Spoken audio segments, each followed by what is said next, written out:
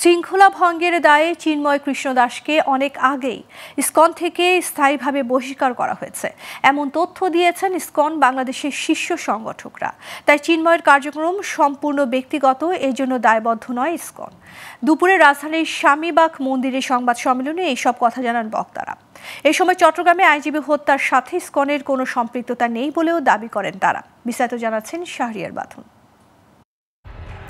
সোমবার চট্টগ্রাম যাওয়ার পথে শাহজালাল আন্তর্জাতিক বিমানবন্দর থেকে রাষ্ট্রদ্রোহের মামলায় গ্রেপ্তার করা হয় ইসকন বহিষ্কৃত নেতা চিন্ময় কৃষ্ণ দাসকে।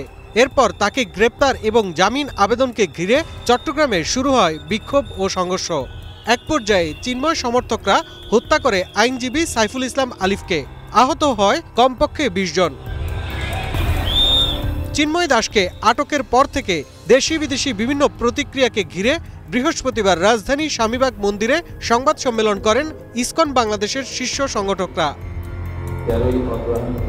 সংবাদ সম্মেলনে তারা বলেন, চিন্ময় কৃষ্ণকে নৈতিক স্থলন ও সাংগঠনিক শৃঙ্খলা ভঙ্গের দায়ে কয়েক মাস আগেই সব পদ থেকে অব্যাহতি দেওয়া হয়েছে। তার বিরুদ্ধে শিশু নির্যাতনের অভিযোগও তদন্ত করছে ইসকন। তার কোনো বক্তব্য বা কার্যক্রমের জন্য ইসকন দায়বদ্ধ নয়। চিন্ময় কৃষ্ণ দাসকে সাংগঠনিক শৃঙ্খলা ভঙ্গের দায়ে ইসকনের সাংগঠনিক পদ পদবি সহ ইসকনের যাবতীয় সাংগঠনিক কার্যক্রম থেকে অব্যাহতি দেওয়া হয়।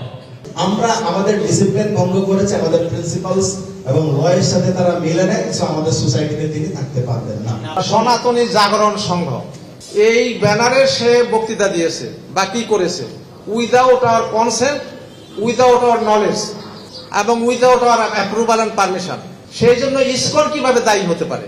চিন্ময় দাসকে গ্রেপ্তারের পর ভক্তদের সাথে সংঘর্ষ ও হামলায় আইনজীবী সাইফুল ইসলাম নিহতের ঘটনায় হত্যাকারীদের কঠোর শাস্তি ও ঘটনার সুষ্ঠু তদন্ত করার দাবিও জানান তারা।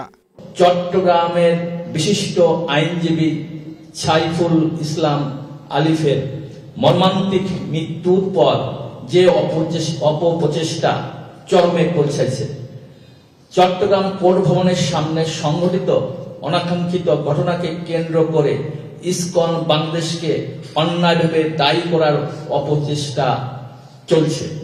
ইসকনকে ঘিরে ষড়যন্ত্রকারীরা বাংলাদেশের ধর্মীয় পরিবেশ অস্থিতিশীল করার চেষ্টা করছে দাবি করে ভারতের সাথে সংশ্লিষ্টতার বিষয়ে নিজেদের অবস্থানও স্পষ্ট করলেন সংগঠনটির শীর্ষ নেতারা। ভারতের সাথে আমাদের কোনো রকমের কোনো সম্পৃক্ততা নেই, এটি একটি ইন্ডিপেন্ডেন্ট অর্গানাইজেশন। শাহরিয়ার বাঁধন, গ্লোবাল টেলিভিশন, ঢাকা।